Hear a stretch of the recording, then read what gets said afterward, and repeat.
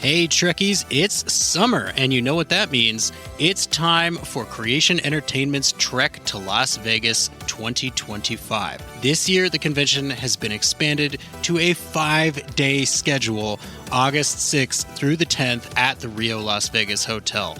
Meet all your favorite Star Trek pros in one place, and hey, maybe you swing by Vic's Lounge and you see our panel. It's a great way to meet people in person and have some fun with your fellow Trekkies. If you can't make it to Star Trek Las Vegas, of course, there's also other events around the country this year. Trek to Orlando, August 23rd through 24th. There's the Trek to New Jersey, September 6th and 7th. And finally, the Trek to Chicago, November 22nd and 23rd. We're looking forward to meeting as many of you as we can this year. So make sure that you get ready to trek to Las Vegas.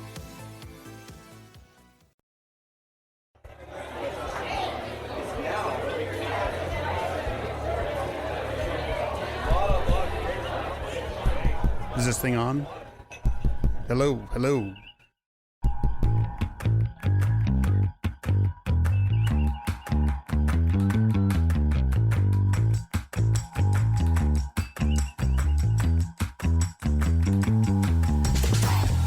Welcome to Open Pike Night. And we're going to be talking tonight, not with any interview guests, but we'll be talking about our time at the FanExPo Portland convention.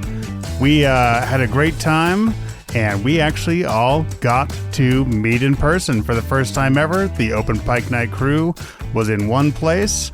We got to host a panel, and tonight we're going to talk to you guys about that experience. Joining me, of course, as always, are my co-hosts, Cameron. Yep, there we go. That's my intro. Yep. And Jesse. Hey, John, cons are my thing now, forever. That's what we got to do, like every 6 months at least. I'm going to have to go ahead and fully agree. Just to start out, hey, man, it was great to meet you, Jesse, in person.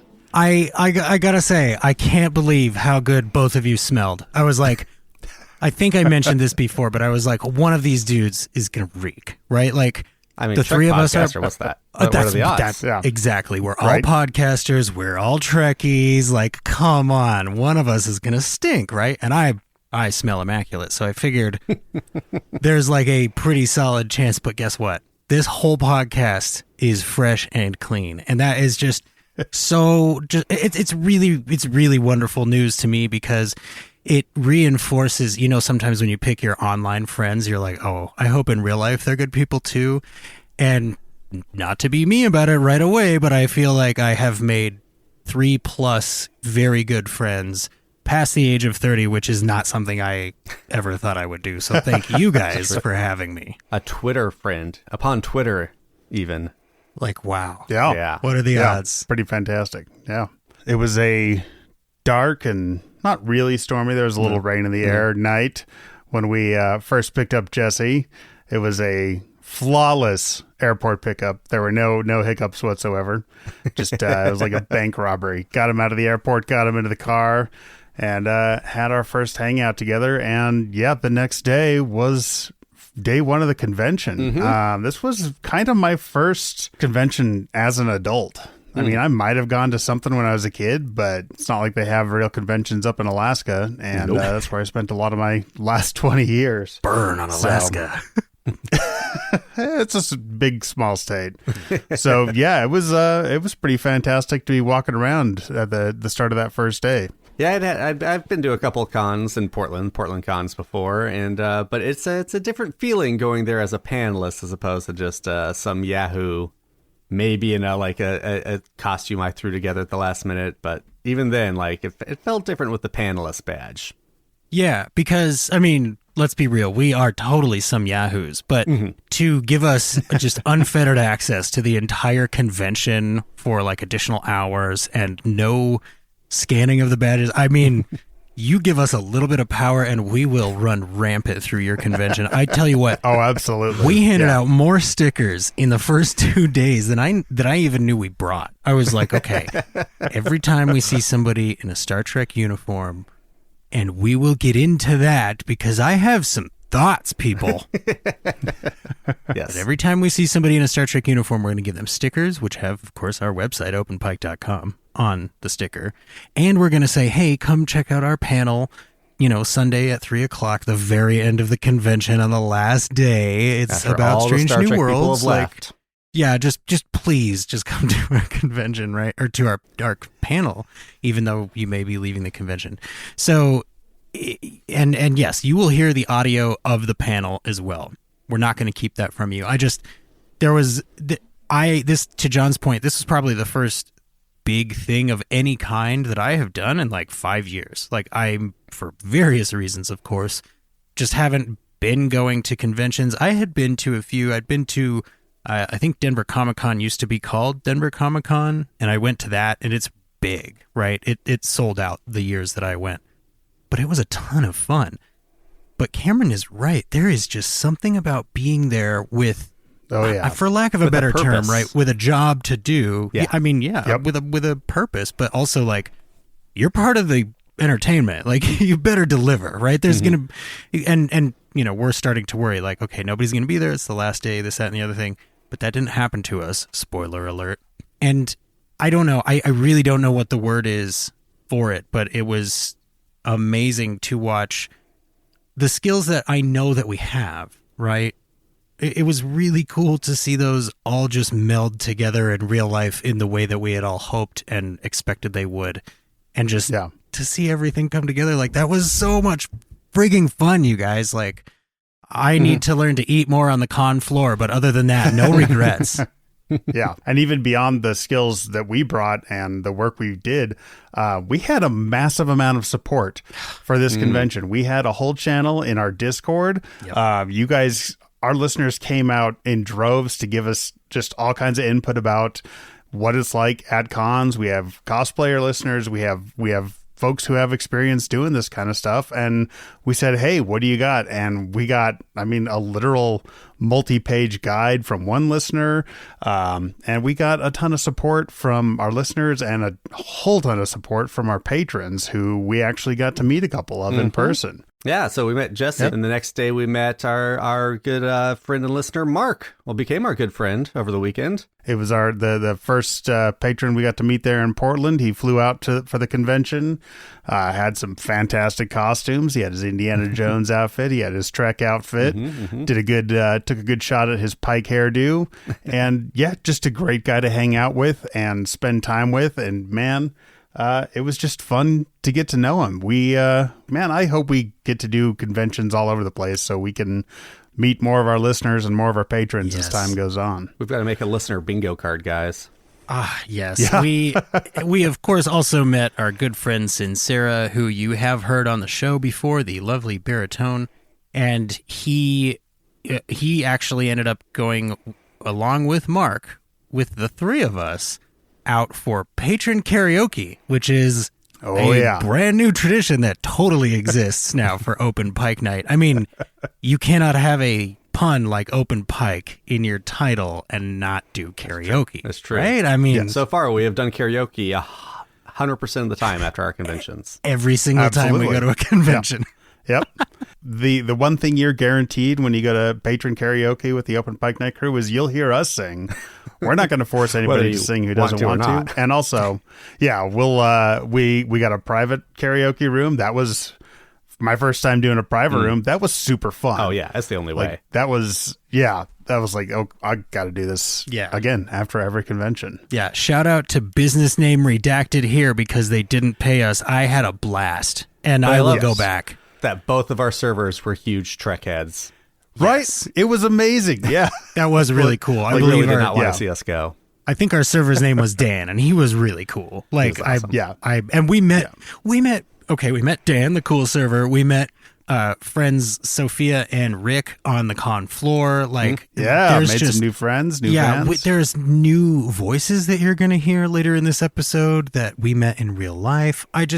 You guys, that's all before we talk about having met face-to-face Anson Mount and Ethan Peck. Like, this was the best convention That's right. that it possibly could have been for us. I mean, of course, we're going to get our photo taken with Anson and Ethan, right? Like, we had to do that, but it was just, I hadn't done that.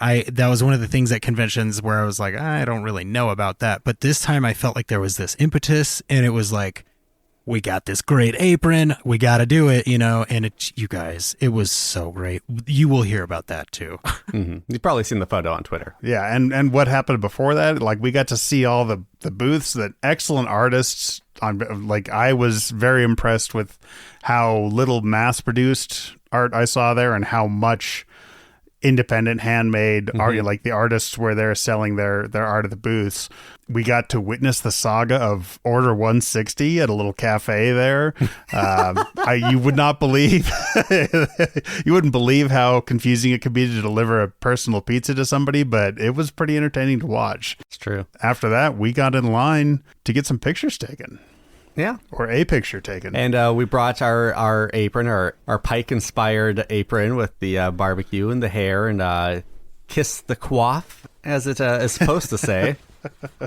and I will always cherish the memory of the first time I got to meet Ensign Mount, because I'm going to meet him again because we're Open Pike Night. And I held up this apron and I said, "Hey man, could you hold this in the picture?" And he's like, "Kiss the goif." Kiss the first goif. words he ever said to me, "Kiss the goif." So I didn't even see any of that because I went straight to Ethan Peck and was like, "Do I put my arm around you?" And he just like grabbed my shoulder and was like, "Okay, we're doing this." And then I kind of blacked out for the rest of the. I feel like you can see in the first picture, you can see me going, "Welp, Ensign Mount hates us." Like, he doesn't get our coif joke, and that's totally on me as the person who picks out the fonts. I was like, oh my God, okay, this is the worst thing that could happen. But he was a very, very sweet person and incredibly good sport about it. He's got a great smile in the photo, and it's like, I mean, yeah, the photo is priceless, and that's why we paid extra to get more copies of it. I cannot wait to frame that, along with my framed FanExPo Portland programming badge. You guys, I said I was going to do it, and you know that I'm that kind of nerd, and I have done it. It's right here. He's done it. He's holding it up right now, everybody. Yeah, so we got our pictures. It was quick. I mean, what, 15 seconds we were in there? That was a well-oiled machine. Oh, man, they push you through. Cranking people through for pictures. But then the line outside the photo booth, though, is like the first day back at high school after prom weekend. Like, everybody's face is just like, I got a story I got to tell you. Oh, my gosh. And everybody else is like, yes, I know. I was there. I was right next to you. The same exact thing happened to me, but wasn't it amazing? And it's now, you guys, we also have to mention there were like 14,000 orange puffy vests there the first day because it was the whole Back to the Future cast was there. And that was really, really cool. But it meant that we spent, 2 minutes in line before our picture got taken. Like, you could go get your picture taken with Ensign Mount and Ethan Peck at FanExPo Portland in the span of like 10 minutes. And that was like, decide immediately, I'm going to go do this. And you'd have your picture 10 minutes later. Wow. The same line for Michael J. Fox was, holy crap. Yeah. I mean, probably over an hour. Well, and then the autograph lines, like, right. Yeah, the whole Back to the Future cast, like, those lines were ridiculous, but not as ridiculous as Bruce Alexander Campbell. I don't know what his middle name is, but Lord, that line stretched around. Even Sam Raimi, very large. The TNG folk will kind of get into more, but I mean, especially Jonathan Frakes had quite a bulky line, but Anson and Ethan, not that packed. At least when we were there, we were able to walk right up. Well, and like we were there on the first day, right as that opportunity became available. I'm not saying like nobody went to see them. I'm just saying this is what we saw. And I got to say, I'm super grateful that we went to a convention that wasn't huge for our first one, right? Because it did allow us a pretty high degree of freedom to just go, all right, let's go do the Ensign and Ethan thing right now. Or let's, go apparently just walk into the Free William Shatner panel. Like we were standing outside of it, and this woman in a FanExPo shirt was like, would you guys like to go to the event? And we were like, she was like, please sit down. Do not, if you're going to watch, like, come in and sit down. Like, don't block the fire aisles. We didn't much, know probably. that we couldn't, we figured we needed another ticket. She's like, please pick a seat. And we were like, oh, okay. So not to be, however it sounds, but shout out to FanExPo. That was a pretty well-run convention. That was pretty good. That was a the very three that I've been convention. to, like that one was smooth as heck. Yeah. Yeah, so we got autograph with Ethan Peck and another selfie with him. Got to pull in some of our patrons for that and local friends as well for a big group selfie with Ethan. I love the first picture. I kind of got down on my knees in front of everyone, and Ethan, the pro he is like, that guy just stole the limelight. I got to get another picture where I'm on my knees. So then we got a second free selfie. Yeah, and shout out to Ethan's, I don't know, handler, whoever, the woman there at the table with him who helps out, collects, make sure you got the ticket for the autograph. She took the pictures. She took great pictures, including the banner with his picture in the back that said Ethan Peck as Spock. And definitely very skilled crew that was there helping out the stars. Also, if Cameron puts on black glasses and a sport jacket and a TNG lapel pin in a room full of Trekkies, they assume he's cosplaying Ready Room Will Wheaton. And I just go with it. I say yes. None of us had put that together till I think the second day. And somebody's like, "You're doing Will Wheaton, right?" And he was like, "Yes." Stopped a panel she was hosting and said, "I'm sorry, are you doing Will Wheaton cosplay?" To camera. I mean, there was never like a greater moment of projection, right? Like she wanted somebody to be doing a Will Wheaton from the Ready Room cosplay. I mean, next con, I'm wearing the same thing and just saying I'm Will Wheaton. I mean, that'll be the intention. Everywhere you go, Cameron goes, "Hey, nerds." But then Anson Mount, we also got to go up and get his autograph as well, and got to talk to him. Of course, we talked to Ethan Peck about the podcast, and he was quite enamored with everything. That's great. We told him we'd be in touch with his publicist again, and he should reach out, and he was very politely non-committal. But Anson was a little bit of a different story because we told him about the podcast. We didn't mention interviews at all. And when he said, well, I mean, I mentioned that we had spoken with Melissa Navia. I don't remember if I used we even the word. Mentioned that to him, did we? I promise you that I did. All right. But at the end of one of our sentences of basically just, "We love you, thank you, you're amazing," he went, "All right, let's set up an interview." And we all died. And then after we had been resurrected by the medics that were on site for just such an emergency, the handler person looked at him and went, "Oh, contact info?" And then he went, "Yes," and she handed John a card, and then we died again. And then after being resuscitated for the second time, we all kind of had a moment where we looked at each other and went, "Did that just happen?" And did we just we're still not sure. Our Anson Mount interview? Yeah, we're still not 100% sure that that's really what happened, but it feels like that's what happened because we emailed his people. What? So be on the lookout for that in the future. I mean, hopefully it shouldn't fall through, but we don't want to say for sure because nothing's for sure until it happens. But yeah, you're going to get an Open Pike Night Anson Mount interview pretty soon, it sounds like. Yes. Yeah. And it's going to be fun. We're going to bring our typical Open Pike Night energy and skills to it and make sure we give him as big a welcome as we've given everybody else. We love everybody who comes on to interview with us, and we especially love our listeners and patrons. Okay, now that's a really, really good point, John, because without our patrons, it would be really difficult for three of us to sort of drop everything and go to a convention that's like accepted us on a whim. So thank you to the patrons. And just quickly to recap, some of the things that the patrons who helped us get there were involved with: the aforementioned celebrity photos, right, that they did not pay for, which we are happy to do. We'd love to include as many people as possible.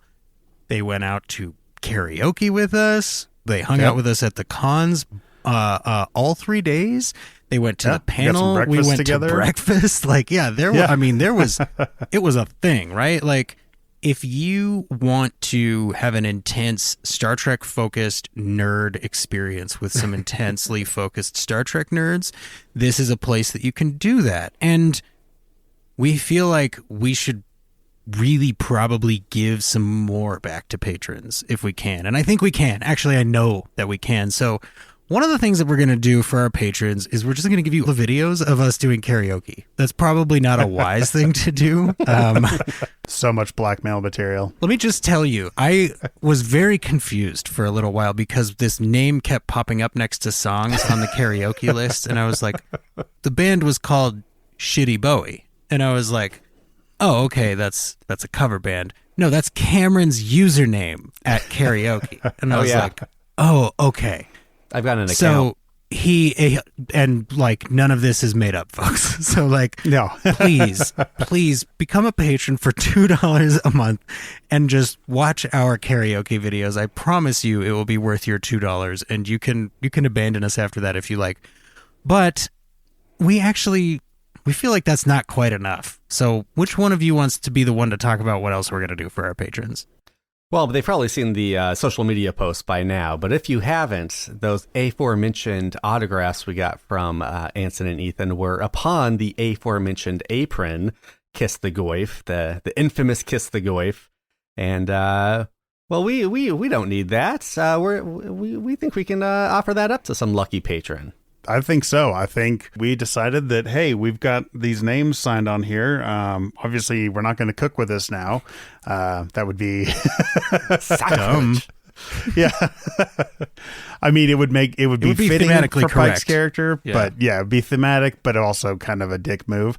So we decided, well, let's go ahead and see if we can give it away to one of our fine patrons. So once we hit 50 patrons, we're going to hold a drawing, and one of them is going to get that apron. Unfortunately, we can only ship to the U.S., but there's a lot of Trekkies in the U.S., and for as little as $2 a month, you can get all the backstage clips we put out with our interviews.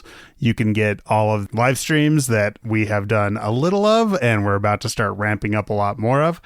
And you get a chance to win Anson Mount and Ethan Peck's autographs on a really nice Open Pike Night apron. 1 in 50 chance. That's pretty good.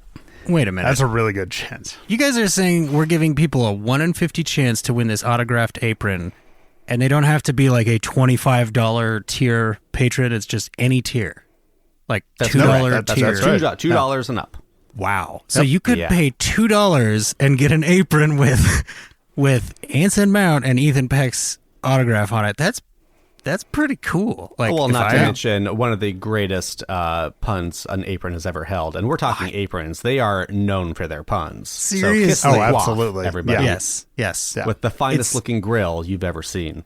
It's like having a misprinted comic book cover or something, right? Like, Yeah. One of a kind. Like literally nobody else on the planet will ever own this item with those autographs. Speaking of the $25 level, though, we do have as part of that level a promise to always shout out every patron we have for that level. So we would like to welcome Pam, our first $25 a month patron. Thank you very much for your support. Thank you, Pam. We would also like to welcome our friend Mark, who we got to hang out with in Portland, for bumping up to the $25 club, and welcome Shatterhand 2049 to the $25 club. Thank you all very much for your support. And if you want to be shouted out, that's one of the perks of that highest club. But again, you don't need to be in the highest tier to be entered to win the autographed apron. You get access to Discord. You get, depending on your level, different types of merch. We apparently we love making merch. So you get some pretty sweet swag. Names that rhyme with jam are pretty good. Pam. Cam.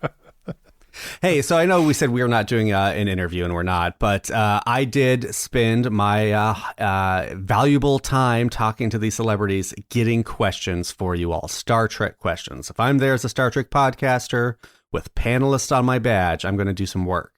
So let's start with Mr. Sam Raimi himself, the man who made me want to make movies with The Evil Dead. The very sweet, so humble, just he was a lovely man. It was so nice meeting him. You know, I've heard all the stories about how he tortures Bruce Campbell, but I was not Bruce Campbell. He was very sweet to everyone who walked up, and he had a pretty big line, but he made time for people.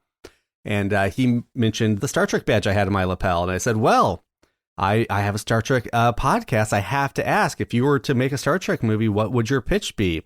And, you know, I mean, that's a question, of course, took him a little off guard. He wasn't sure, but he said, Well, I would, I don't know, but I'd love to do something with the original cast. He's a TOS fan, and he would have loved to have directed the original cast in something. So now I'm just picturing like an 80s Raimi TOS movie by him. I mean, can you imagine The Evil Dead on the Enterprise? Ooh, that'd be good. And just him torturing William Shatner. Just gallons of blood. You haven't showed him season 7, episode 4 yet, have you, John? No. Oh, what?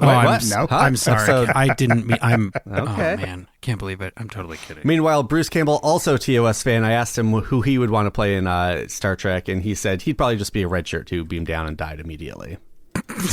Which, I mean, I think everybody would accept. I think that's on brand. And love. Yeah. Mm-hmm. Mm-hmm. I think he should get up there with Jeffrey Combs, and I think we should get a Jeffrey Combs and Bruce Campbell in the same episode of Star Trek. 100%. Since Cam did it, I'm going to do it too. Kelly, I believe you are the listener who asked us about Spock's chest hair.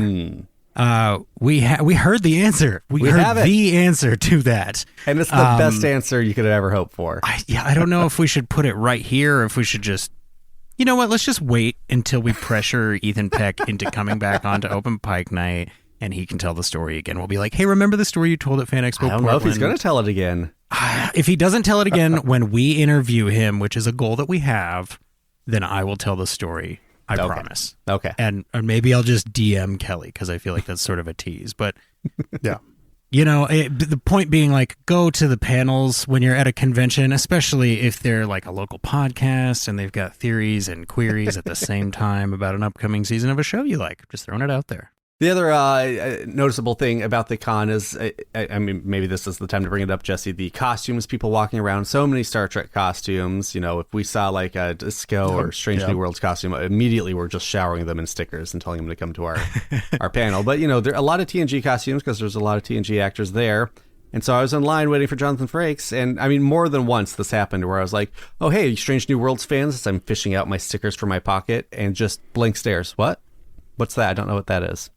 Yeah. I'm sorry, you're enough of a Star Trek fan to be in uniform and you don't know what the latest show is? I mean, not even heard of it? It's like dissonance there. It was shocking. I guess streaming really is more niche than I thought. It is an age, and we've said it before, you have to pay to watch new Star Trek. You cannot watch it for free. Do you think that people are fairly just wary of first seasons of Treks? I mean, to have it on your radar is what I'm talking about. Like, I understand not watching it. I agree with you. But not being like, oh, this fandom I love has a new thing. I'm aware of the title. I totally agree with you, Cameron. So all I'm saying is, people, if you love Star Trek, if you love Strange New Worlds, go preach it to the masses, because apparently you can't just assume that people know about it. Along that same line, if there's a call-in podcast that you really like, go tell your friends about it, because this is something that we're really pushing at the convention, and that it's not that we've gotten away from it, but it's like it's easy, you know, when there are names like the names that we have been talking about in your ears, it can be easy to forget to give proper credit to all of the people that made our show what it is. So thank you to every listener and every caller, even if you're not a patron, even if you don't call in. If you listen, that's good enough for us. Thank you. Thank you so much. And thank you for downloading every week. And I just, you know, we got to say, gratitude has taken our show a long way. So we are not prepared to alter course. And this is going to be a really, really good year coming up of Open Pike Night, even though we've already had an amazing year at Open Pike Night. And, you know, speaking of calls and speaking of meeting new people, we got a call from one of the new people we met at FanExPo Portland, and figured, you know, this is Open Pike Night. What would the show be without a call? So you guys ready? I'm ready. Hi, guys. This is Sophia from Portland, and we had quite a snowstorm that blew through. 6 inches of snow is not much for other parts of the country, but for here, it completely shut us down. And it made me think of the locations that they go to on Strange New Worlds, especially the cold ice planet that they had. And I was wondering if there was any kinds of environments that you were looking forward to seeing the crew tackle in maybe season 2 and beyond. Wow. Okay, All first right. of all, thank you, Sophia. Yeah, hi, Sophia. We miss you. That was Hey. so cool. Like, wow, that was great. Sophia had an excellent homemade Strange New Worlds costume in the style of Una. She had the black stripe. I am on record as feeling that Una has the best uniform on the current bridge. Thank you so much for your call. Great question. I'm just going to jump in and say I'm a sucker for a desert because Star Trek, as we know, is not afraid to pull off a little bit of a space western, and this is a great cast for that. I mean, we just spoke with author John Jackson Miller, New York Times bestseller, no big deal, who wrote The High Country, which has some equestrian action in it, right? Like, Just a Don't little Google bit. equestrian action. I don't. Well, yes, do not, please. Yeah. But I. That's going to be difficult to come back from. Thanks, Cam. Sorry. But I just Jesus Christ. Sophia, that's a great question. I love that question. Yeah, I mean, deserts are good. You're right, Jesse, but I am a sucker for an underwater thing. You know, I mean, the Abyss, amazing, but even like getting into like the B level, like Deep Star 6, Leviathan, give it to me. Give me an underwater base. We've got the technology now. I mean, you can say what you want about Avatar Way of the Water, and I have plenty to say, but the underwater stuff looked amazing. So, like, let's use that technology and put some Star Trek stories down there. I got to point out, Cameron, I know you probably haven't seen it, but we've recently had a little bit of that in Prodigy, and it's everything you want it to be. It's, I mean, it is, I specifically, as soon as you said that, was like, oh, that could happen because, to your point, we can do it now, and it's been in Trek now. Yes. Exactly. And I'm a pretty big fan of like indie sci-fi, not just mainstream sci-fi like Star Trek. So I would really like to see, you know, a Puzzle Planet type thing. I'm a huge fan of the movie Cube. We've got Borg cubes, a Borg cube that has a cube interior or like a big old cube matrix of Borg cubes. I mean, I'm just saying Puzzle Planet having to work their way out, that would be pretty fantastic. Can you say cube a few more times so that people are... It's got to be a hypercube, obviously. Ooh, that's cube-tastic. That's Cube 4, right? Wait. Cube 4 was Hypercube. That Cube 2 is hypercube, I believe. Can Ice Cube guest star this? Oh, He's man. never been in a Cube movie. Why has this not happened? Great question, Cuba Sophia. Gooding Jr. I promise you that normally, if there's an episode to talk about, you'll get like really smart or at least smart sounding answers. And if you ask a guest who we're interviewing, you will definitely get a smart answer. But thank you for taking the time to send that clip in. For now, you just get a smart-ass answer. So the third day of the con was obviously a little more subdued. We weren't on the floor first thing because we were prepping for our panel.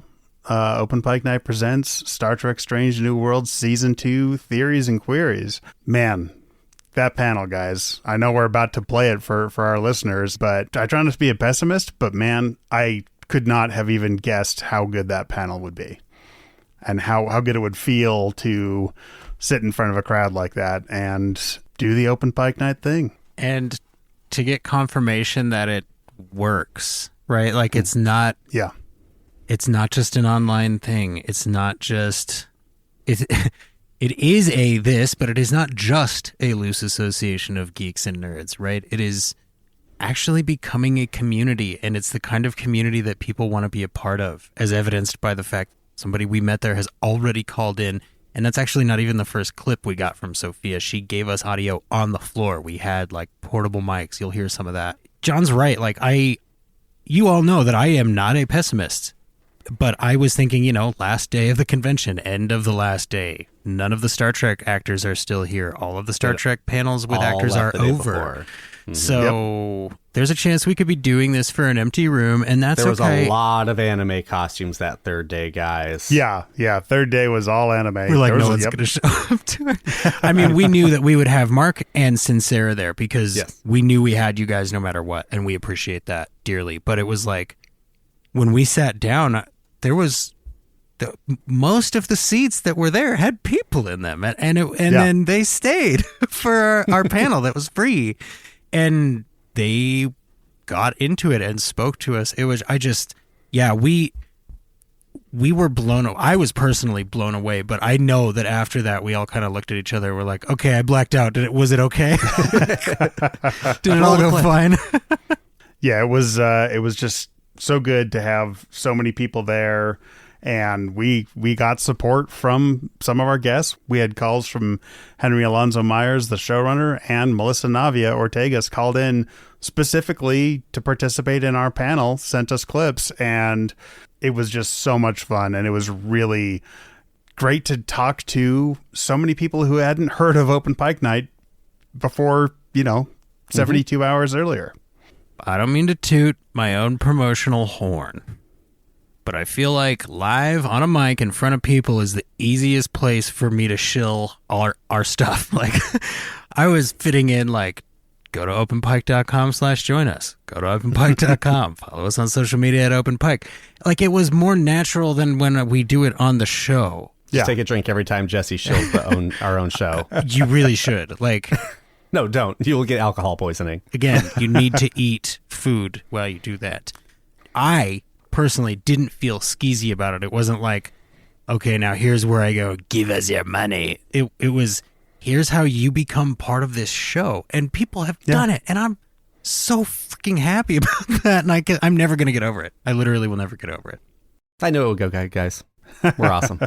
I think podcast panels in general are kind of a newer thing. Yeah. And so it felt really good to be validated in, we made the right choice for our content of the panel and how we laid it out and how we worked it. Tech issues aside, we had just a fantastic time. And I don't see any reason why we shouldn't just let everybody listen to that now. What do you guys think? If you need a visual aid, you can also follow us on Twitter or Instagram at Openpike, where you will see our big board of Season 2 conspiracy theory words, which of course does come from our one-word teases. So let's go ahead and fire up the panel audio from the first ever Open Pike Night Live, Season 2 Theories and Queries panel. What do you think, guys? Should we get started with our first ever live Open Pike Night panel? I think we sure should.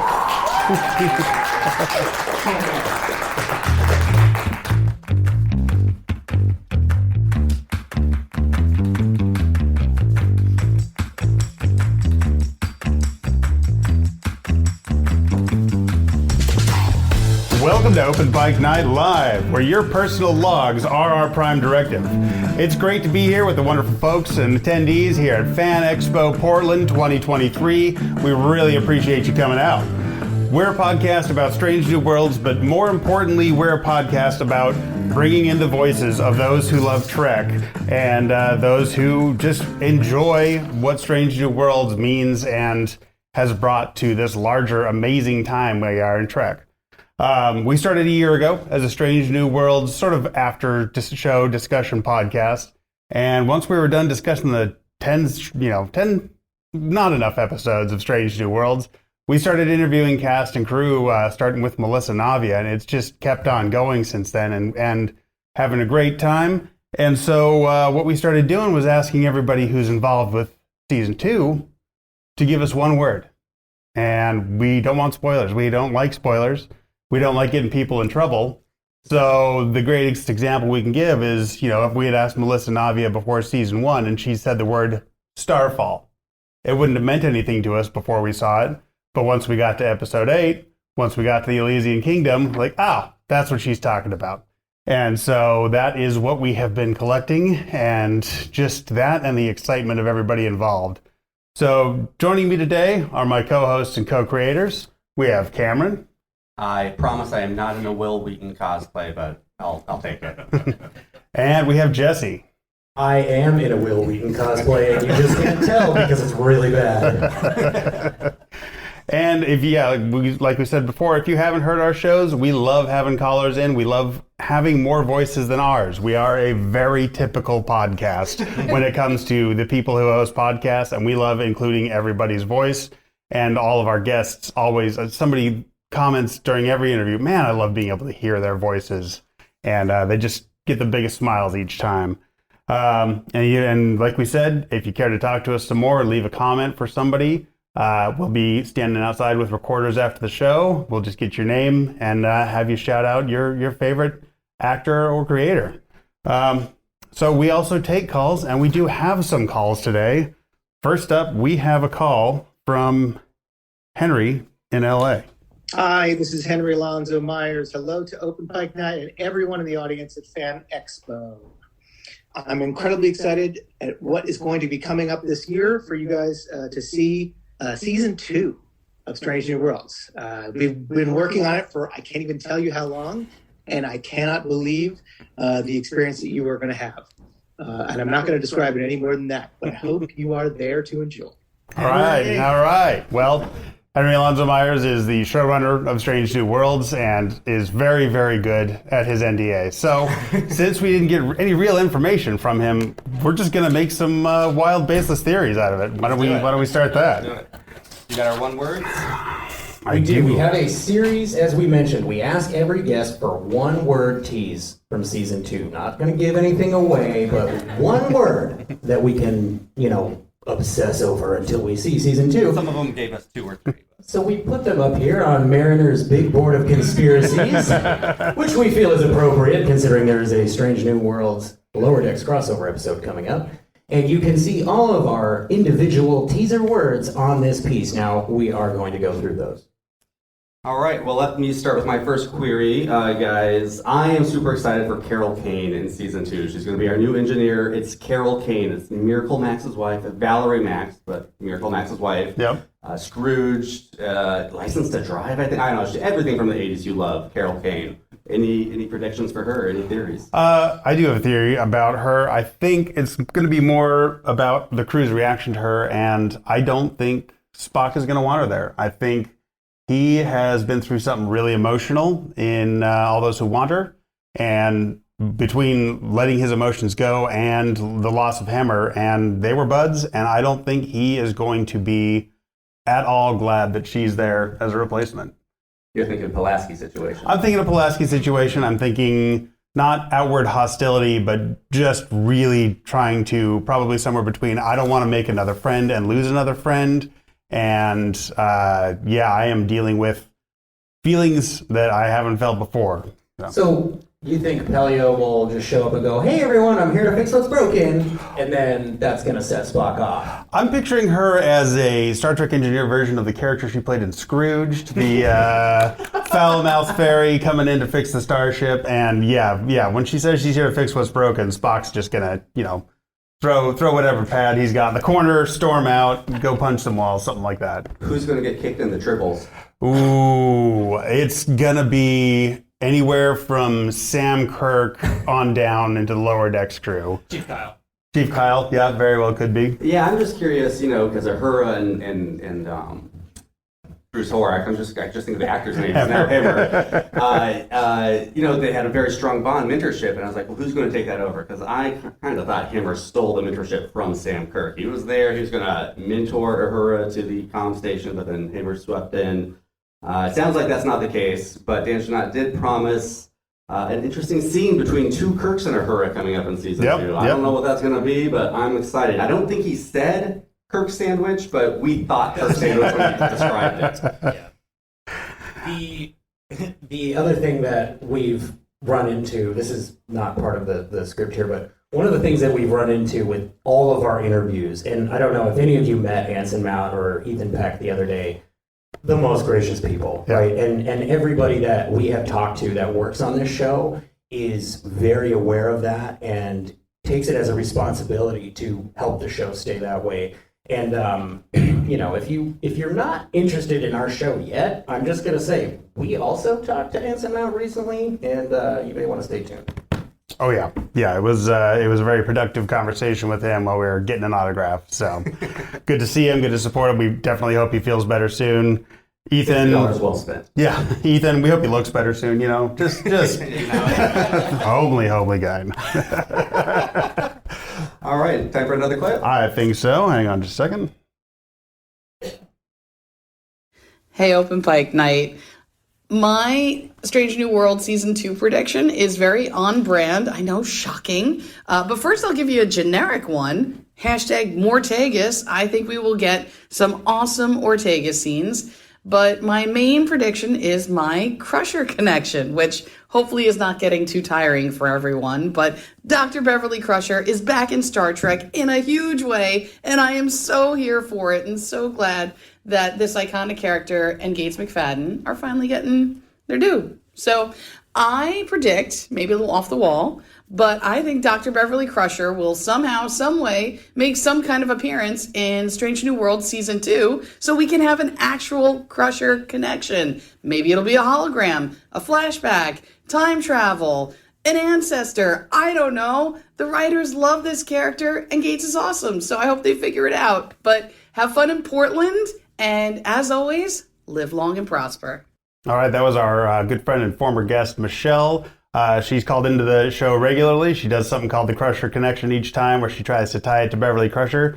There is one requirement to being able to call into Open Pike Night, and that is you need to call into Open Pike Night. We want to hear every Trekkie's voice, and we have built such a fun community. It's not anything that we expected to be sitting here in a panel when we said a year ago, hey, we should start a Star Trek podcast. So we love hearing from new people and hearing from our old friends. So as the seasons go, as our guests come on, let's hear from everybody we can. And I love Michelle, but I don't think we need actual Crusher, right? Like, we could have maybe a Howard, like a Crusher ancestor who maybe has a fling with Pike or something. I don't know.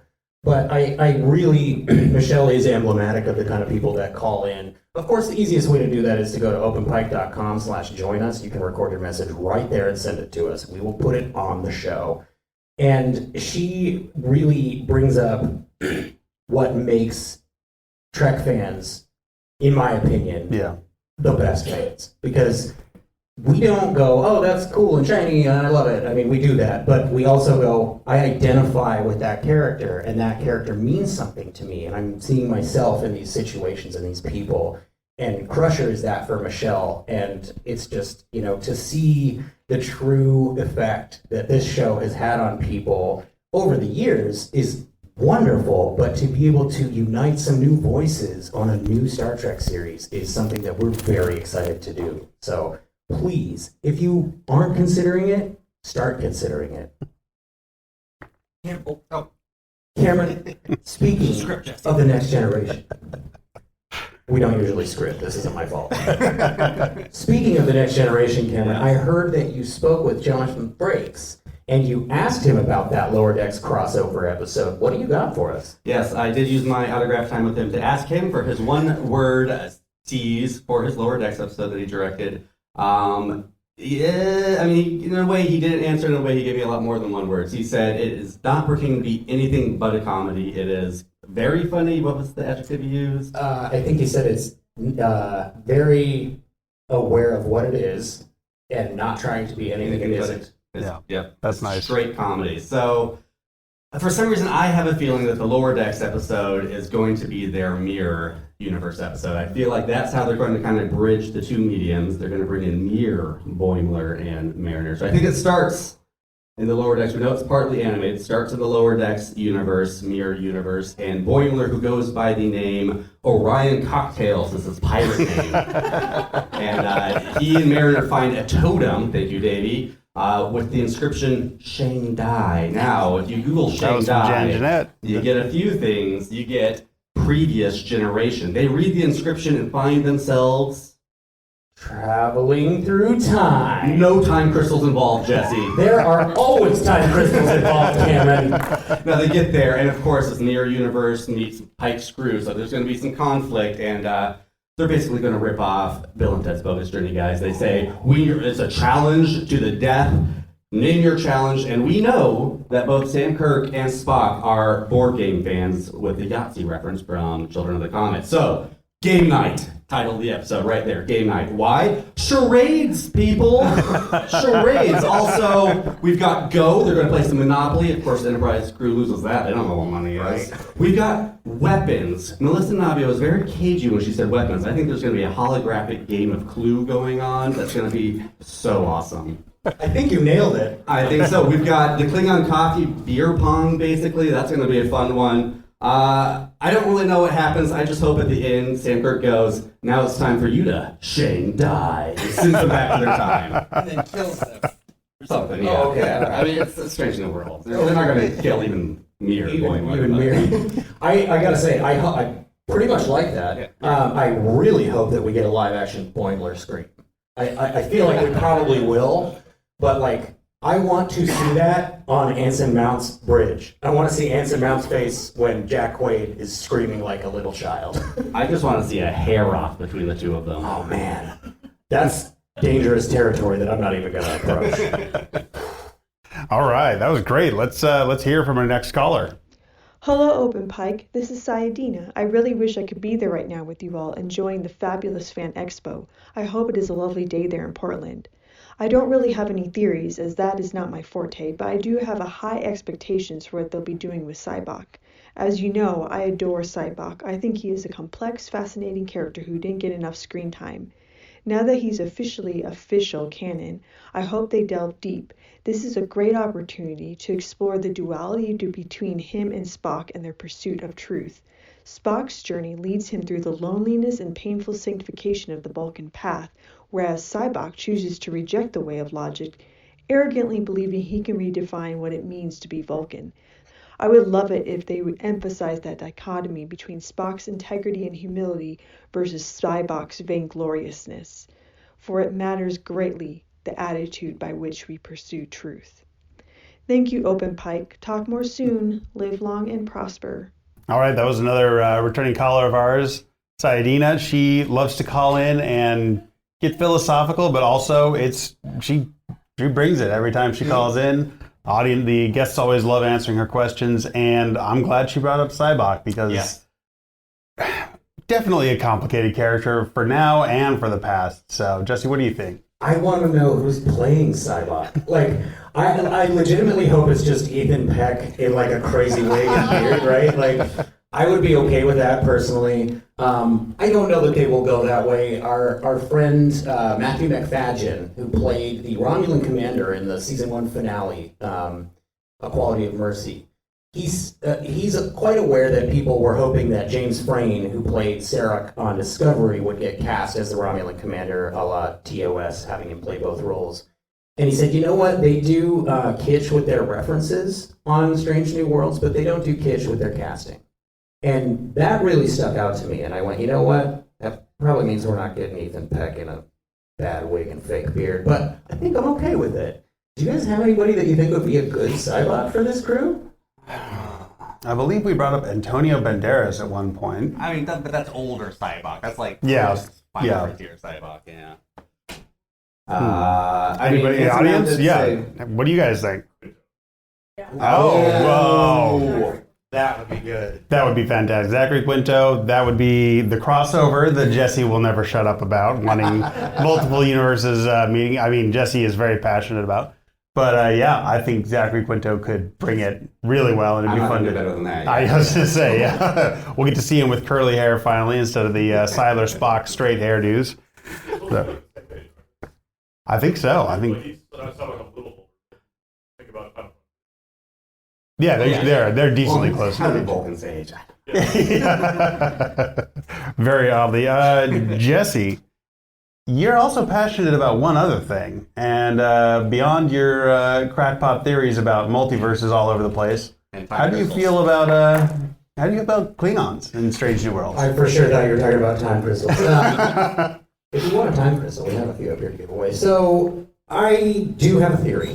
I have been wanting the Klingons to come back to Strange New Worlds personally, just because like that's the era where the Klingons matter, right? Like, come on, give me some great Klingon stories here. And Always matter. Yes, that's our newest Klingons sticker. always Right matter. Klingons All right. always matter. Now, I don't know about you folks.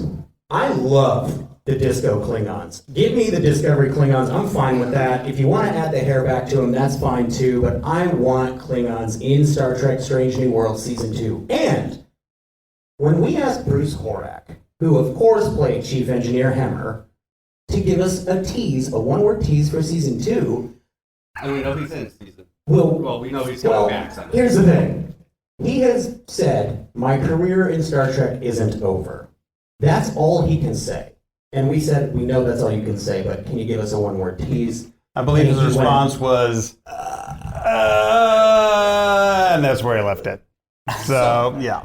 I feel that means he's probably in Season 2. I think that's what's right. And knowing that Klingon coffee is on our big board of conspiracy words, and knowing that Bruce Horak is very adept at playing characters with prosthetics and a ton of makeup, I almost guarantee Bruce Horak in season 2 of Strange New Worlds is going to be playing a Klingon barista. I'll take it. That's the one time I'm going to agree with you, Jesse. Yeah, 100%. This has literally never happened before. I'm glad it's on video so that people can see. You know, it's one of those things that kind of started as a joke, but the more we thought about it, we're like, I think that might work. I mean, if they don't cast Bruce Horak as a Klingon, why are we even here? What are they doing? Agreed. And we also realized there is a blind Klingon character that is available to the canon, and the actor who played that character is no longer able to do so. So if they ever wanted to go see him again on Boreth, where the time crystals are, maybe Bruce could fill in there too. But I still think Klingon barista. Barista? Yeah. 4 shots of espresso, because they do 2 of everything. Ractigino, but you know. Yeah. Maybe he's serving them coffee during game night. Oh, there we go. There we go. You got to go all night, right? And Surge has either been outlawed or lost in World War III. So. Give me a moment. Why did Surge come back? Because I'm drinking coffee to game all night. Okay. It's that or Four Locos, and that would be a whole different type of Star Trek. Yeah. Yeah, that's true. So I did want to bring up the stickers that we've got out in the audience for you. You might notice the hashtag Mortegas. We do lay a little bit of claim to the fame of making that hashtag popular. Melissa Navia has given it to us. So, yep. And but that is one thing we're very passionate about is we want to see at least one Ortega-centered episode. We're hoping for it. She quickly became a show favorite of ours, and in our interactions with her and interview, like, man, why didn't we get to see her get a whole episode? And so it is funny that the first preview of season 2 that they gave us was Ortegas getting left behind on the ship while the rest of the crew does a mission. What do you think is going to happen on that ship? Because we know something's going to happen on that ship. Oh, yeah. She's going to be in the chair. It's going to be something akin to, a prank war with the lower deckers. It's going to be, or she's going to have to go off on some wild adventure while the boring mission happens below. And then it'll be just get back, get to the end, scrubbing down the decks, getting all the soot stains off, cleaning up the console rocks, whatever you have to do to make sure that Pikelets are back in the chair again at some point in the future. We also know Jenna Mitchell, who plays Jenna Mitchell, told us that not only is there a scene where she's in the captain's chair, there's a scene where everyone leaves the bridge but her. So yeah, it might be that episode because most of the bridge crews down on the planet is just Ortegas, and she's got to go handle some stuff. Oh, so we're gonna get to see a scene where Mitchell's settling in, getting real comfortable, and Ortegas comes back and just get out of there. Just throws that awesome hat at her. Yeah. The hat is supreme. I don't know if y'all saw the season 2 sneak peek with Ortegas. Probably going to take place on or around Rigel system. So there's some very tantalizing TOS stuff going on there. The outfits are definitely reminiscent of the last time we were on Rigel. So very excited for that. And I know that this is slightly out of order, John, but keep talking about how good of friends we are with Melissa Navia. Should we just prove it? Yeah, let's do it. Go ahead. This is Melissa Navia. Hello to Open Pike Night and everyone in the audience at FanExPo. We have an unbelievable season 2 of Star Trek Strange New Worlds coming your way, and plenty of more Tegas as requested. Until then, keep rewatching season 1, dreaming about all things Star Trek, and getting ready for you don't even know. Oh, so good. Until then. Melissa, what don't we know? You ask people who've signed legal documents to give you some kind of hint, and they just won't do it. It's really unfair. So that's why you're here. Yeah, that's why we bring you here to try. I'm amazed. I'm kind of surprised the one-word teases worked. Like, honestly, yeah. At first I was like, oh, are we going to get these folks in trouble? And then the guy who runs the show was like, yeah, I'll give you one. Like, okay, great, awesome. We're just going to keep doing this then. So, Jesse, you have a theory about Ortegas in season 2. It's not one I like. Do you want to share it? I think we may lose Ortegas. That would be the last thing that I want ever. I want an Ortegas spinoff. She should be a captain, in my opinion. And I think if we all work hard enough, we can make that happen. So please see me after the show. But okay, we start thinking about it, and it's like we know that some of these characters are not going to make it to the end of the series, right? They're designed not to make it to the end of the series. We know specifically that her position is going to get taken over by Sulu. So, like, we know that she's not going to be the pilot of the Enterprise forever. And, okay, this is a little bit meta, I guess, because it's not technically part of the Star Trek universe, but her IMDb does list her as 13 episodes. It lists, to be fair, all the other actors as 10 episodes. So it could just be that her agent is very on top of entering her credits as they come in. But it could also mean that she's only there for 3 episodes. And it's something that, as soon as I saw that, I was like, that's not what that means. And I still don't think that's what it means, but they did do all of season 2 before they got any fan input on season 1. Season 2 was completely filmed and ready to go before season 1 aired. So there's a chance that they didn't know everybody would love Ortegas. And they're about to make a huge mistake. But I don't think they are. I trust them fully, and they know, specifically mostly from us, that there would be like street level riots if Ortegas doesn't make it through season 2. So probably okay to share here just as a hypothetical, and if anything happens to her, feel free to hold me personally responsible at openpike.com/join us. Do it. Give him an earful. Speaking of an earful, we do have a call in from another one of our good friends. Hi, it's Peter again. I hope everyone is having a great time at the Portland FanExPo. I have 2 quick fan theories about Strange New World Season 2. I think the Season 1 cliffhanger with number 1 will be resolved within the first 2 episodes. Given the 10-episode season that is common in the streaming era, and the episodic nature of the show, I don't think there will be enough time to extend that story arc. My second fan theory is related to La'an. She is a relative of Khan Noonien Singh, but aside from a couple of quick mentions during Season 1, we don't know much about how she is related to him. I think in Season 2 we will get a story, perhaps a B story, that focuses on La'an's family history. Enjoy the rest of the convention and live long and prosper. All right, that was our first fan, Peter. He's been with us since the very beginning of the show. And I am glad he talked about how quickly they're going to resolve Una, because I honestly thought back before Lower Decks aired, I was like, oh, they're going to do sort of a These Are the Voyages type thing to rescue Captain Freeman.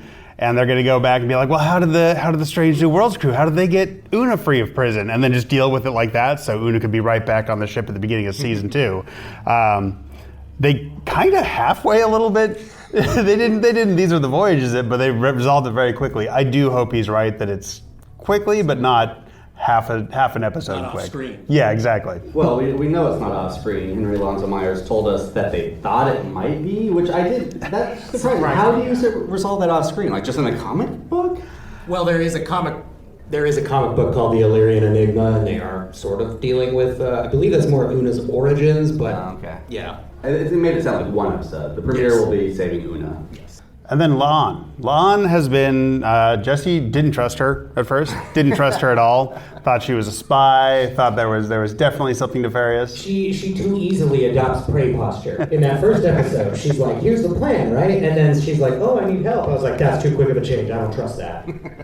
It sort of melted away, but that's where I started with her character. I mean, she's related to Khan, but being related to Khan, and you guys knew I wasn't going to be able to stick to one Star Trek series, so I don't know if you're all watching Discovery, you don't have to, but in season 5, they're on a quest of some kind to find some kind of cool treasure. I'm pretty sure it's the Tox Utot from Star Trek TNG, which is like a time weapon of some sort. There was time travel already involved there. So I think that with Will Wheaton's, cover your ears, Cameron, he hasn't seen all of TNG. Yeah. So with Will Wheaton's transformation into a traveler, and he's putting together this team with androids and all these other people, I'm feeling like he's kind of making like a multiversal Avengers group for Star Trek. I'm not saying I hope he's doing that. I say I think he's doing that. In which case, they could use the Toxutot from season 5 of Discovery to go back in time, introduce La'an to Khan, and then I've got nothing after that. But I think that there is a large multi-property crossover coming, is all I'm going to say. And you think Wesley is the Nick Fury? Samuel L. Jackson of this universe? Okay, I totally hear where you're coming from. But if you saw the scene at the end of Picard Season 2, yeah, that's what they're doing with Wesley. He's the Nick Fury of this universe. Bold choice. Does that make Ready Room canon? Oh man, she's taking your multiverse theory and... Well, that kind of makes him the Watcher too, and Nick Fury, man. So yeah, I think it feels like they set up a lot of stuff they're going to do in Season 2. I mean, they set up Cybok. I kind of feel like he's going to be the big villain of Strange New Worlds for a while, and I love that. Cybok to me is like the movie he's from, Final Frontier, like both very interesting and lots of good stuff, but kind of failed on execution. So I want to see Cybok done right. I'm agreeing with you now. This is really weird. I would like to see more Cybok, and I want to see some more Captain Angel, because I feel they set Captain Angel up to be a bit of a nemesis for Pike, because there is a certain sense of empathy that Angel has that you don't normally get in a villain, right? I mean, like they're a hopeless romantic. Right. I love that. And they genuinely helped Spock in that scene, explaining, duality of identity and things. So I think that having a high-level, intelligent nemesis for this crew is a good idea. And if you give them like a nemesis team, Cybok and Angel, I mean, I think that's a great idea. And I'll be honest. Go ahead. Con stuff too. They're going to have to deal with. That was my point. They've set up a lot of pieces to move around. Oh, maybe they're doing a Sinister Six. Every crew versus every villain. This is what happens when a nerd gets a microphone. We do have one more call here. What's up, Open Pike Night? It's Steve with Sincera, and I am here to be a part of your live event at Portland FanExPo. I don't think I can keep all my Season 2 theories for Star Trek Strange New Worlds down to 60 seconds, so why don't you just look over to wherever I am in the crowd and ask me in person? Surprise! This is what we call seeding the audience, folks. It's I'd like to welcome Steve, our friend Mark, some listeners who've become friends. Come on up. That wasn't true. Yeah. All right. People are going to need give us a theory or ask us a query. Well, you guys have kind of covered it already with bringing up Lon, because that was my thought, was that she's off helping folks like the refugee that she went off with at the end of the season, and I think she's going to either find the Botany Bay or something similar. And of course, we can keep it canon by she doesn't wake everybody up, but maybe somebody's awake, and that's why the ship was empty when Kirk finds it. She put everybody in cryo and Steve. This is why you gotta have cool listeners and patrons, folks. Okay, Steve and Mark are listeners of ours that became patrons, and they have flown from Chicago and LA respectively out here to meet us for the first time ever. This is actually the first time the three of us are meeting in person, even. Yep, this whole podcast has been online until this weekend. This is so emblematic of what Open Pike Night is. It's about community, it's about bringing voices together, it's about putting your words into the ears of the people that make Star Trek. And if you call and leave us your question, we'll play it for the people who make Star Trek. So next time, Steve, that we talk to somebody in the writer's room, I'm going to bring that up, because dang. Well, speaking of that, people don't have to call in right now, do they? Oh. Should we open up to some cues and teas? Absolutely. If you have a Season 2 theory or query that you'd like to share or ask, we're going to go ahead and open it up. I'll come down there if you want to come stand up at the mic. Yeah, or you can shout out. It's not a huge room. Anybody, it does not have to make sense. We make jokes all the time. Mine made perfect sense. I'm going to disagree with that. But while you folks think of your theories, let's just really quickly go over all of the one-word teases that we have got for Season 2. We have Orion Cocktails. We have Shanghai. Not sure if we spelled that correctly. We also have Totem. We have Strange New Feelings. That was from Nami Mohammed. That's one of the music cue titles for Season 2. And she writes all of the music for the show. She's the one in charge. She didn't do the theme, but she does all the soundtrack and score for the show. We've got weapons, as we mentioned before, from Melissa Navia. We've got charades. We've got the Klingon coffee. You guys, come on. Like, there's going to be a barista. That's how coffee gets made, okay? What's the Klingon word for barista? Probably just barista with an apostrophe. Yeah. 2 apostrophes. At least 2 apostrophes, yeah. Barista with 2 apostrophes. And I We've got colorful Twister. Colorful, Yep. yes. And that one, who did we get colorful from? That was from Dr. Erin McDonald, the science advisor. For all of Star Trek. Yeah. Yes, she was on our show and she advised us about some of the science. We failed to pick out any of the fake science that she said was the fakest. And some of the fanfics she writes, she advised us on that. So. Yeah, we found out that Dr. Erin McDonald has 3 separate AO3 accounts. So if you're into fan fiction, go on there and start looking. She says they vary by level of how mortified she would be if people she knew. And I don't know, have you seen the end of Prodigy, Cam? No, not yet. Okay, so But yeah, it's not a spoiler thing, but she was trying to dance around it, but it was great to see her pop up in the very last episode of season 1 of Prodigy, and it's like just great to see somebody who was so celebrated. I didn't have to write an intro for Dr. Erin because all of her coworkers kept singing her praises, and we're like, all right, we'll just edit these together, and they do all the speaking for us. So it's so fun to be able to talk to these folks and to have been able to bring this together and bring our community together. And we really hope that everybody gets a chance to listen to some Open Pike and call into Open Pike and just celebrate season 2 with us. We're thinking, obviously May makes sense, May, June timeframe. So this summer, another 10 episodes. Be nice if it were 13, but another 10 episodes. Right. Now, there is a little issue of the holiday episode. There is. We have a season 3 theory. Because thanks to a caller about holiday episodes, we found out Henry Alonso Myers really enjoys holiday episodes. And when I said, so are you confirming holiday episode season 3? I don't think it was in his mind yet, but you saw the wheels starting to turn in his head, and he kind of said, maybe. Oh yeah, maybe. yeah. We got. I don't know what holiday. Yeah, we got one of the first Memorial Day episodes almost was season 1, but that was unintentional. He admitted that wasn't really the intention of the episode. It just happened to coincide well with the release date. But there's we know Picard doesn't know about Halloween, but they can still know about it in Pike's time. It's a Halloween episode. I'm gonna be so happy. Cameron just wants a Halloween musical episode of Star Trek. I know that's truly where he's at. Oh no.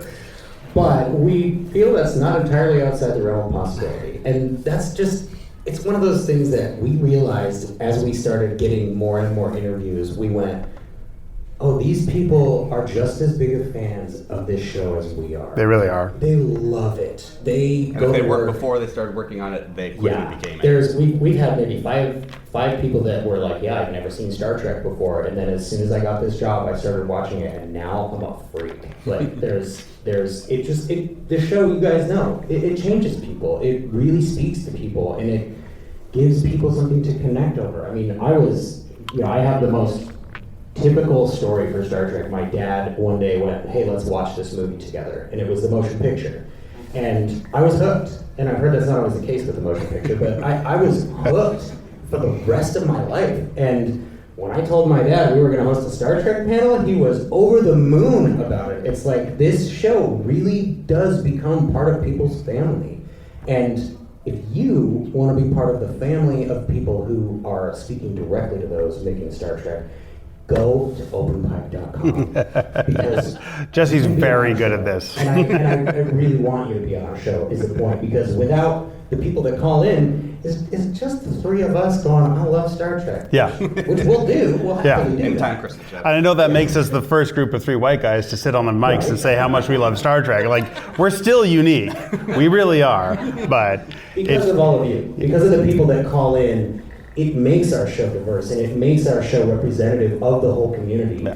And it gives us new things to think about, because we're watching Star Trek through our lens. But if you can help us by providing your lens, that's going to just expand our minds even more. And that's really what Star Trek is all about, right? It's all about ideas and love. And without those 2 things, there's no Open Pike Night. So seriously, call in. We need you. And during the season, we we do a little bit of an outline for each episode. Once we watch the new episode, it's like, okay, we're going to discuss this, but whatever the callers bring in to say, these guys don't get to hear it.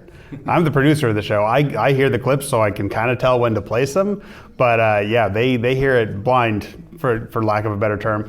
But that's leads our discussion for how the episode went, how we're feeling, and it's just a really fun way to talk about it and to feel like we're not in an echo chamber. And it's like, oh, hey, the folks who are passionate about this, come on and talk to us about it. We love it. Yeah, and if you have a problem with Strange New Worlds, bring it in. Yeah. We'll talk about it. Yeah. We've told people before, like, send us the complaint. It just hasn't happened yet because the show's perfect. Yeah. I might have rewritten half of episode 5 just because I had a pretty big problem with it. So I'm like, all right, here's what I want. So. Yeah. But that's the point. Is like we're not a only praise and only good things show. We're a discussion show. Yeah. We want to have a discussion with you, and we really can't do that alone. I just kind of want to see, like, who's looking forward to more, like, let's get some applause interaction here. More Chapel. Who wants more Chapel episodes? Chapel fans? Yep. Who else we got? More La'an. I'm excited for what's happening. Yeah. More Una? Yes. Way more Una. Okay. More Una. Are we going to do we want to see more nails in every episode? Or fantastic nail polish? I mean, those manicures. I noticed her makeup and her hair changes every episode. Oh, okay. Well, you got to go back and watch all of season 1. The first 3 or 4 episodes, her manicure game changes every time. Like, yeah. Now, be honest. Do you want more Una or do you want more Runa? What, Runa? Oh, the dog. Yeah, Runa. Yeah, the dog. Yep. So, truthfully, one of the things I was super excited was righting the wrong of having a first officer female on the Enterprise, how that never made it past the original pilot. And all of season 1, I have been starving for more of her character. Nice. Because I feel like there's only one episode where we got a little bit of her, and the rest of it I'm like, for the first officer, there's not much. Yeah, hopefully with the whole rescue we get. Yes, and definitely go listen to our interview with Bill Wolkoff, who wrote the episode Ghosts of Illyria. They're very aware that Una occupies sort of a strange but incredibly important role in the canon and the continuity. She's essentially the answer to why Jeffrey Hunter's Pike didn't work, right? So I gotta say, if you follow us on any of the social medias that we're on, we're always at Open Pike. Go ahead and do that. You'll see some of the fun memes that we posted. Before the season started, I put Una up and said, this is the best uniform on the bridge, hands down. That's a fantastic uniform, yeah. The black stripe down the side, I can't get over it. And our friend Sophia in the audience has a great Una uniform that she was in the other day. So go check our social medias at Open Pike on any platform and you'll see that great outfit. So, I want to see what happened to Dr. Boyce. So I was just going to ask him about Inga. Like, I want to know more about him. Like, he and Pike have some history, and I want to know about all that. Yes. Why is Boyce gone? Why is Boyce gone? Yeah. And it'll be fun to see how much they try and integrate it with what we know from TOS, because some of the folks we've interviewed are like, look, it was almost 60 years ago. We can't. It's been 60 years. We can't stick to every single thing. But again, they love Star Trek. The people making this love Star Trek, and it is very heartening every time to talk to somebody who can make literal life or death decisions about characters we love and know that they're not doing it willingly or like happily. Here's a query. Will they finally decide on Mbenga or Mbenga? I think that's mostly just an ignorant white person pronunciation problem. Well, I mean, even in our interviews, it would change. Right, that's what I mean. Like, because that's who's writing the scripts, and sometimes is going to come across that way. I believe it's Mbenga to be official, but I'm not 100% sure on that. I'm sort of wondering, are they going to give us any more of Captain Battelle? Captain Pike's kind of fling from the first season. Yep. Because she arrested Una, right? So is she going to be part of that resolution? And is she going to, because she seems to be important to Pike, right? But we got like 2 scenes of her, maybe 3 scenes of her. So I'm interested to see if they expand on the Captain Battelle character. And I kind of hope that we get to see H. John Benjamin come back as his character from the Star Trek short trek. Because if we're gonna get Klingons in season 2, why not also Tribbles, right? Like, come on, let's have some fun with it. I think so. It's Star Trek. Yeah. Didn't Spock die all those times? So I gotta say, on behalf of the three of us up here, thank you guys so much for making our first panel not an empty room. We had a genuine fear of that. We would have done this anyway, but to see people here that we have seen on the con floor and said, hey, come check out our panel, come get a sticker, like, thank you so much. This means the world to us. And this is the first ever Open Pike Night live. It is not the last. Yeah, about 5 minutes. Thank you all for joining us for our panel replay. We hope you enjoyed it and our pre-discussion about the FanExPo Portland 2023 experience. Thank you to Michelle, Peter, Sayadina, Steve, Henry Alonso Myers, and of course Melissa Navia for joining us and lending their voices to our panel. Thank you to everybody who came to the panel, and thank you all. We really appreciate your support. We're looking really forward to season 2 of Strange New Worlds, obviously. We think it's going to be a great season of Star Trek, and of course we think it's going to be a great season of Open Pike Night. Consider becoming a patron at patreon.com/openpike. The first 50 patrons who sign up get entered to win the Anson Mount and Ethan Peck autographed Kiss the Quaff custom Open Pike Night apron. Don't forget to check out openpike.com for all the up-to-date news, every episode, merchandise, and all of our social media links. And as always, don't forget to clean up after yourselves. Don't forget to tip your servers. You can go anywhere you want, but you can't stay here.